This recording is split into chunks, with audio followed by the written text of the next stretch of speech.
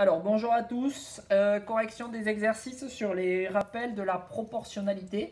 Donc, on avait fait pas mal de choses ensemble. L'exercice 1, on l'avait fait ensemble ici.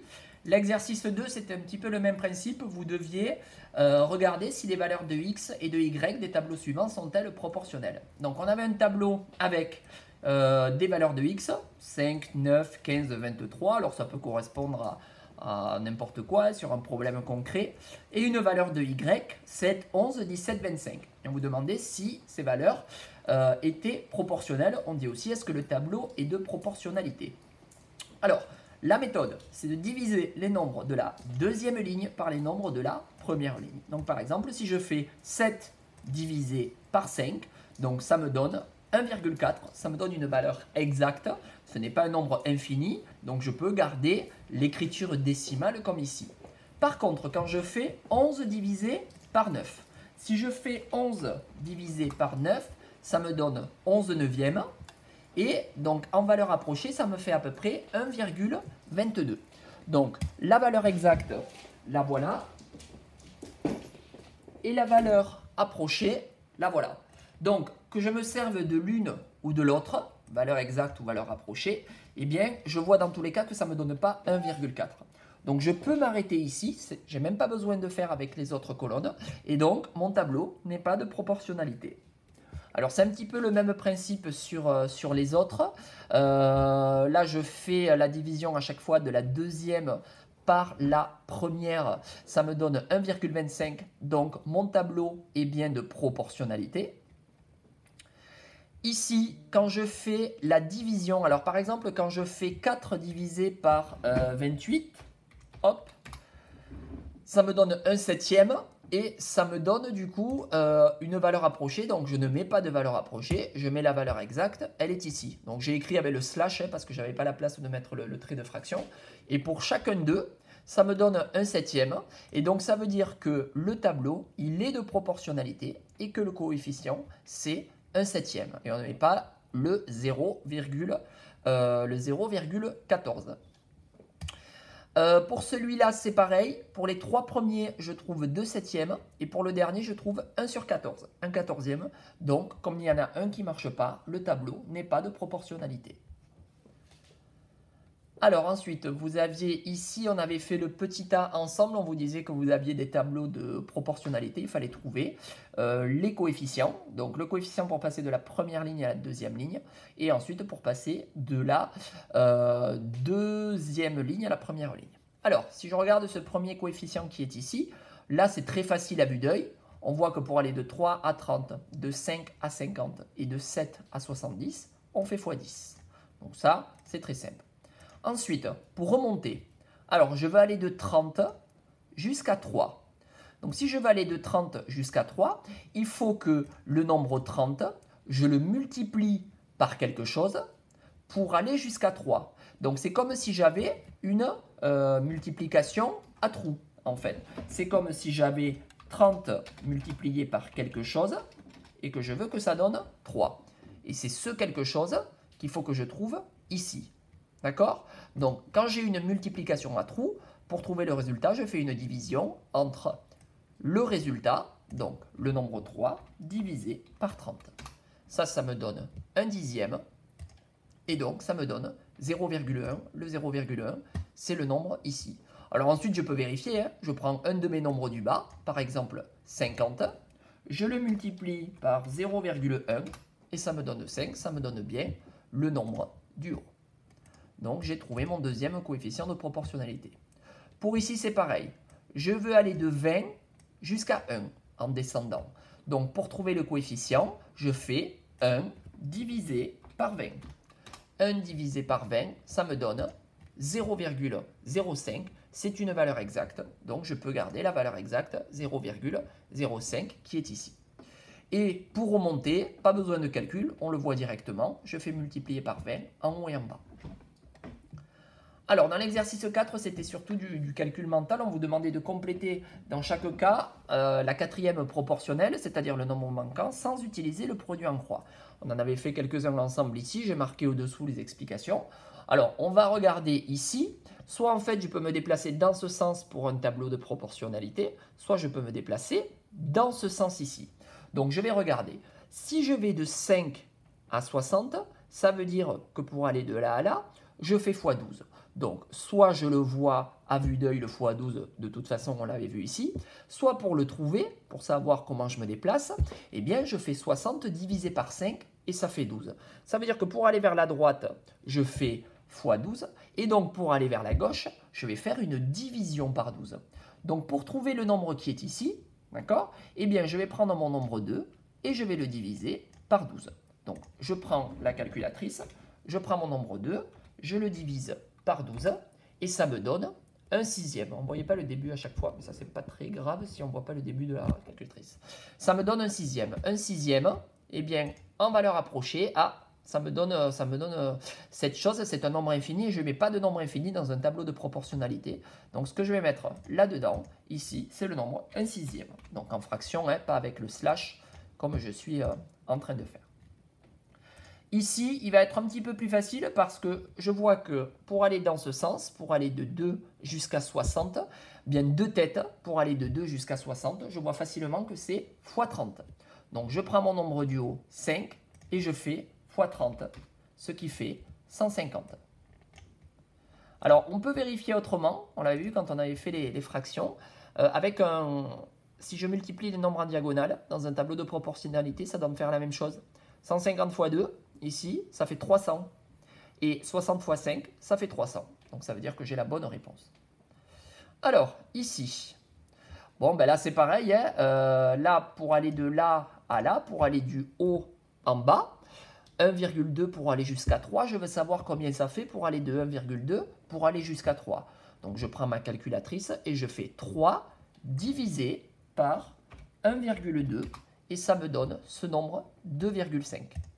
Ça veut dire que pour aller du nombre du haut au nombre du bas, je multiplie par 2,5. Donc, je vais prendre mon nombre 28 et je vais le multiplier par 2,5 et ça me donne 70. Hop, donc ici, j'ai 70 dans cette case.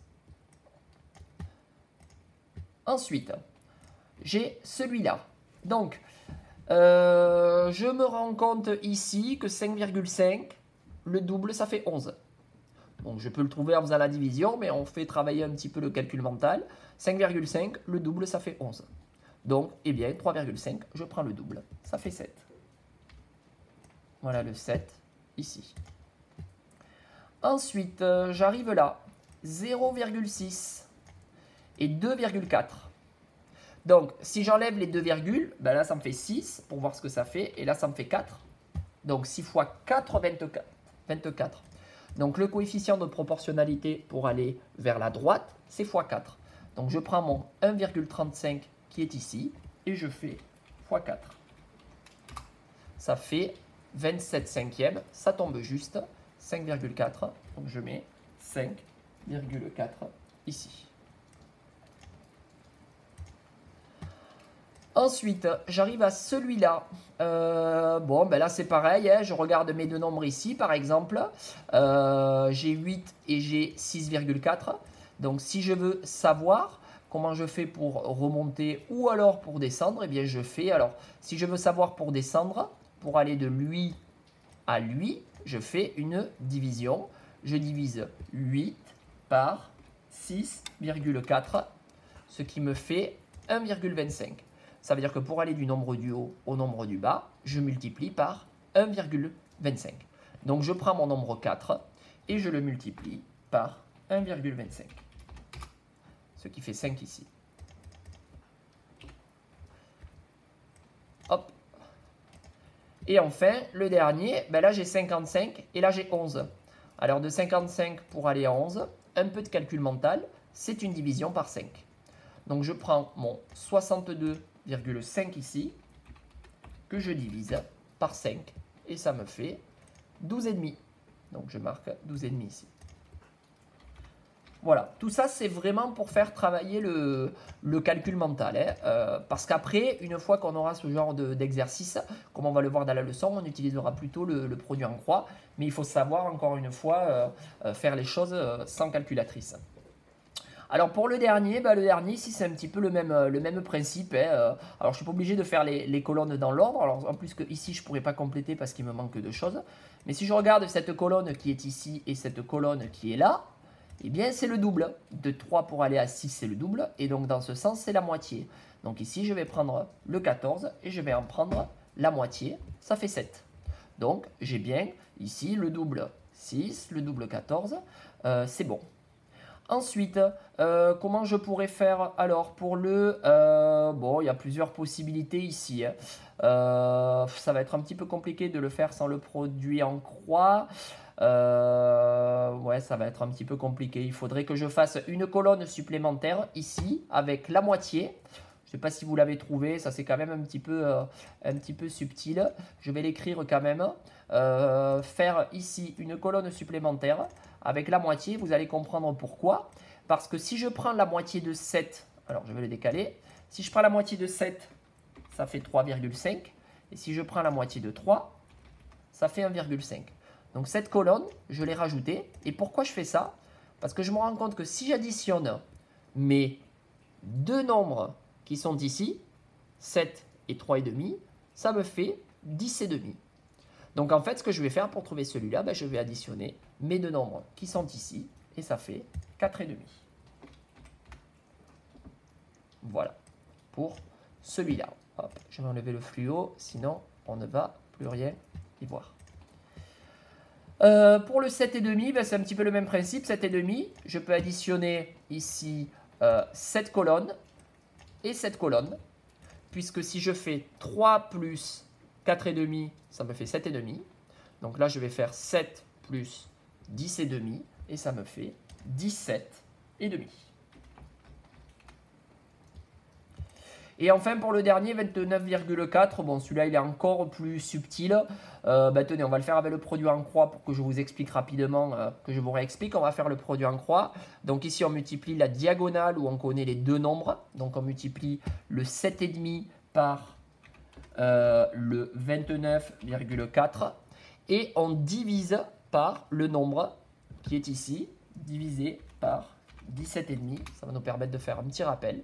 Et donc là, j'arrive à 12,6. Voilà pour ces nombres ici. Vous allez avoir en pièce jointe la leçon qui est là. On va la regarder rapidement. Donc elle sera complétée. Pour l'instant, il n'y aura que la première page qui sera complétée. On a vu la définition, je vais vous demander de la lire cette leçon. La définition de grandeur proportionnelle. Toutes les propriétés qu'on vient de voir et qui ont été revues avec la feuille de révision que l'on a faite, que je viens de corriger à l'instant. Et puis l'histoire du produit en croix avec un exemple. Égalité des produits en croix. Pour fabriquer 40 chouquettes, on utilise 140 g de farine. Donc je peux placer mon 40 chouquettes ici et mon 140 g de farine. Il faut calculer la masse de farine pour réaliser 25 chouquettes. Alors dans le nombre qui manque, d'habitude, on y met une lettre. Ici, je vais appeler la lettre X. Et sur le côté, j'écris le calcul que je fais. C'est-à-dire que pour trouver X ici, eh bien, je vais faire 25 multiplié par 140. Et le résultat, alors je mets une parenthèse d'habitude, même si elle n'est pas obligatoire. Et le résultat, je vais le diviser par 40. Donc, sur ma calculatrice, 25 multiplié par 140 et divisé par 40, ça me fait 87,5. Donc on mettra la petite phrase de conclusion que pour il faut 87,5 g de farine pour 25 chouquettes. Et je vous mets aussi au-dessous quelque chose que vous avez déjà vu l'année dernière, c'est qu'une situation de proportionnalité se représente graphiquement par des points alignés avec l'origine. Donc ici, c'est une situation de proportionnalité parce que les points sont alignés avec l'origine du repère. Ici, ça ne l'est pas parce que les points ne sont pas alignés, même si ça passe par l'origine. Et ici, par contre, les points sont alignés, mais la droite ne passe pas par l'origine du repère. Donc, ce n'est pas une situation de proportionnalité. Voilà pour cette partie.